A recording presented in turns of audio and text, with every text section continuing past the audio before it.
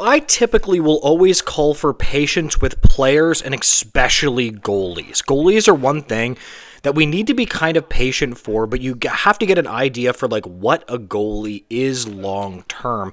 And this is why my general philosophy around goalies is to not pay them big. Like, for example, one team that I actually like what they do is the Toronto Maple Leafs. I think that they're good.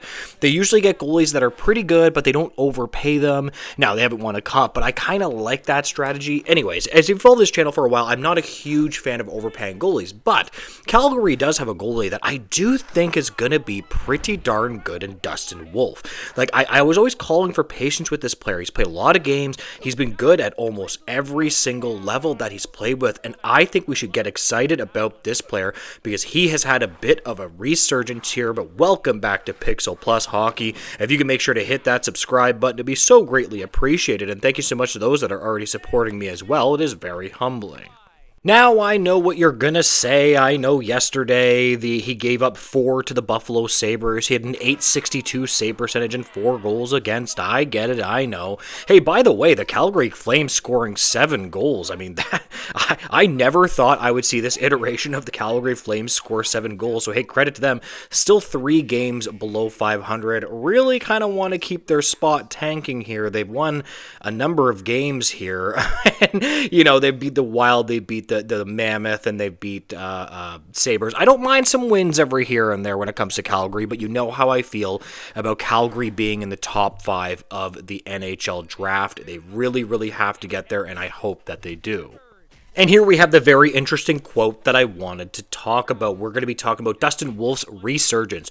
Goaltender Dustin Wolf is a major bright spot right now. After some inconsistency early in the year, he has turned his season around, allowing 2 or fewer goals in 7 of his last 12 outings. He is coming off a 28-save shutout to Utah, his second of the season, stabilizing the crease while the team tries to find offensive consistency, close quote. Now, of course, this was before the Buffalo game that this article was written, but hey, man, credit where it is due, and I'm telling you right now, I do think that they have a really, really good goalie here. It is kind of weird though, because goalies are just what they are. This is why I try to stay away from giving my opinion too much on goalies. You're going to find me saying high danger save percentage, low danger save percentage overall, and things like that.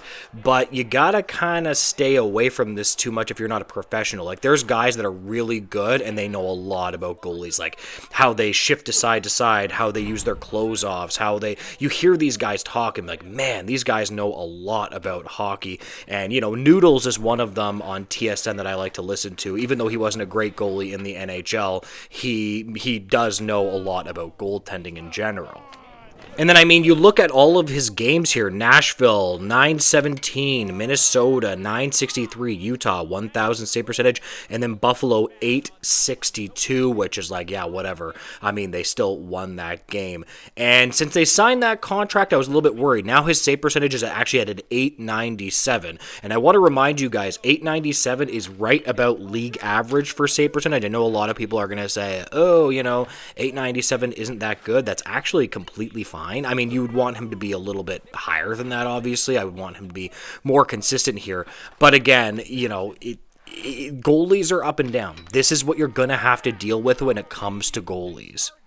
And I wanted to talk about a couple other things, shifting gears from Dustin Wolf. We're going to give him his flowers because he is the goaltender of the future. But here we have Parekh and Reshny invited to Canada camp. Here we go. The World Juniors are less than 3 weeks away, and Team Canada is beginning to put together what will be their final roster before they do so. They will have a small camp to help make their decisions easier, and 2 members of the Flames organization will be a part of that camp.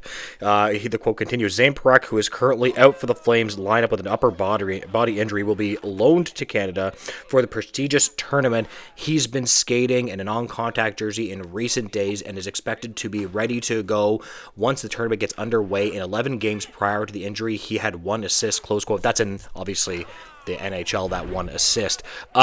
This is really good for Parekh. I want to be clear. This is really, really, really, really, really good for Parekh. He needs this tournament, in my opinion. Like, I really think he should be in junior, in my opinion. I know I've said this multiple times to Flames fans. Like, I don't know. I just don't like him in the NHL. I don't see the point in it right now. I don't really get it.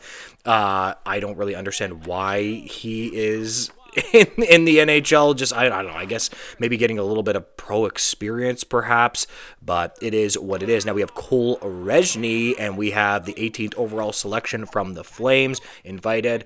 18 points in 16 games in college. He is looking good. That is a hell of an 18th overall selection. I love this player. I think that he is going to be really, really good offensive player. The WHL in his draft year, 92 points in 62 games. Damn, like he is an offensive dynamo in me. This is a player that, yes, he's undersized, but I actually think he's okay away from the puck as well. You know, some people kind of criticize the World Juniors and say it's kind of useless for players because the World Juniors, essentially, a lot of the World Juniors is a bunch of young guys coming together and they play like young guys.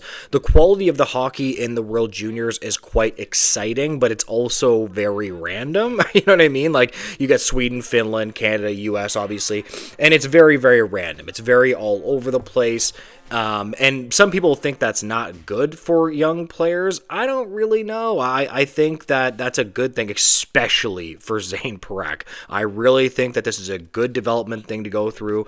A lot of people kind of seem to be down on Zane Parekh a little bit. I'm not at all. I think he's going to be a hell of a good player. I just think they just need to take a step back with the player before he takes a step forward. You could even argue that next year maybe he could play a bit in the AHL. What's wrong with that? He's a young right-hand shot defenseman. Defensemen take a while. Like, it's not that big of a deal if you just chill on this player for a little bit and just give him some space, right?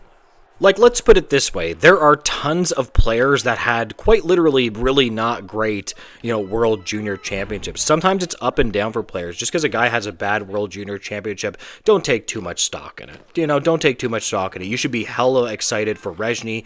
You should be hella excited for Zane Parekh.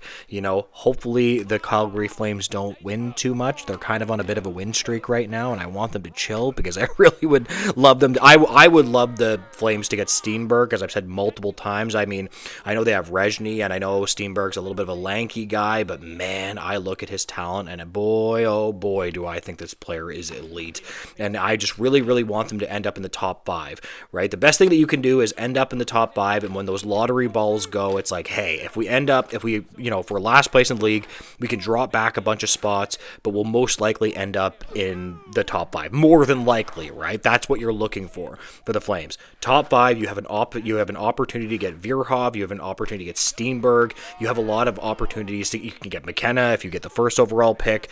That's what you're looking for your rebuild. Top end talent that can change your franchise. Anyways, guys, I'm going to leave this video here. If you could make sure to like, comment, and subscribe, I would greatly appreciate it, guys, and make sure to have a great day. Goodbye, guys.